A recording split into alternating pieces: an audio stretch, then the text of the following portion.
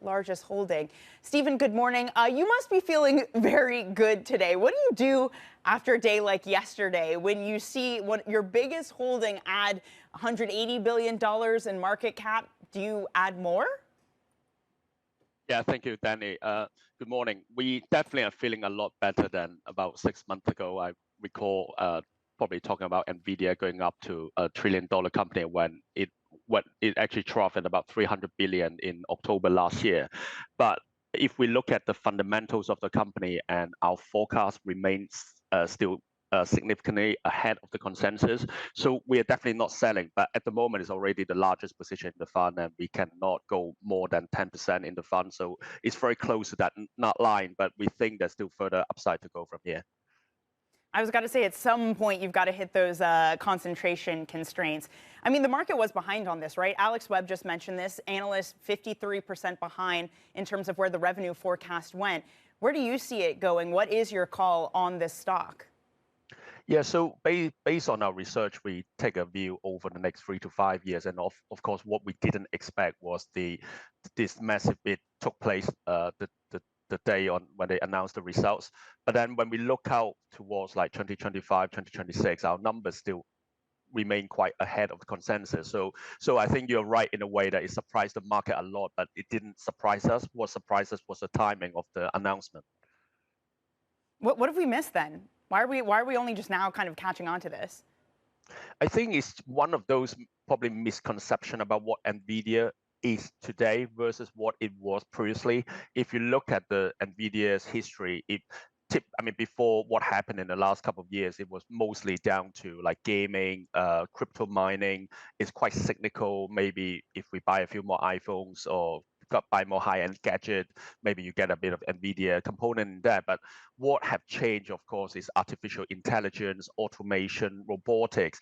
And previously, everyone had been talking about some of this stuff as a concept. Like, we haven't actually got our hands on to AI until recently when ChatGPT arrived. And now if you look at many companies, they are rushing to go into this space. And of course, Nvidia being the market leader in terms of producing the very high-end GPU, that you can see that why people are now trying to revisit the thesis of Nvidia is no longer a cyclical company as before, and this could prolong for the next couple of years at least. So just to put a fine point on this, because you're looking 3, 4, 5 years out, we are already up 150% this year on Nvidia. In your forecast, can you see that more than doubling in price of Nvidia continue? This is a difficult one, but there's always a price, or there's always a valuation for a company, even for the likes of Nvidia. But at the moment, Nvidia shot up by 25% yesterday. But then I think, as Alex pointed out earlier, that the consensus upgrade was even higher than 25%. So the valuation has become less, probably more undervalued than before. We would think that it would definitely go up above $1 trillion, but once it gets over that, maybe we would need to revisit our thesis. So depending on how quickly the shares would react according to all the news that we're seeing now. Yeah, look, it's so hard to be negative on this stock. Something like a close to 70% gross margin next quarter. It's really remarkable. But even when you look at the wider space, a lot of AI type companies, or companies who say they're involved in AI, are also rallying off the back of this. Do you want to be involved in some of those smaller names, or do you want to stick to the giants like Nvidia, like Microsoft, which of course is one of your top 10 holdings too? So the strategy that we run, we focus on large to mega cap companies. So I think that's a limitation of what we can do in the smaller end. But then on the other hand, it's worth noting that while we are quite positive about ChatGPT, it's a private company, so we can't invest into it. But it's about the penetration of AI. It wasn't about ChatGPT per se. I'm sure there's a likelihood in 5 years' time that we might even be forgotten about ChatGPT, just like Google search was the eighth search engine that was created back then, and we couldn't remember the other seven search engine before Google arrived. So it could be something similar, but I think what we like about Nvidia is because it's the pick and shuffle play in the space that is providing the infrastructure in terms of the GPUs is going to power the learnings of AI, the applications of AI, and it doesn't really matter who wins. So maybe it could be ChatGPT, it could be Bard, it could be something else. But I think we would expect there's more AI application or even language model to come to the market in the next couple of quarters.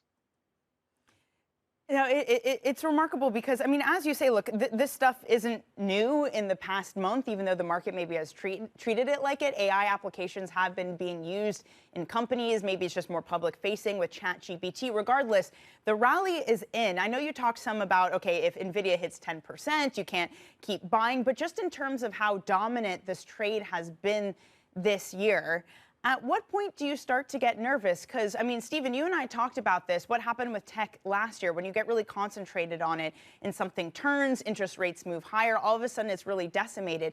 How are you thinking about that this year and the risks of that, of getting really over-concentrated in tech and the macro story ruins it?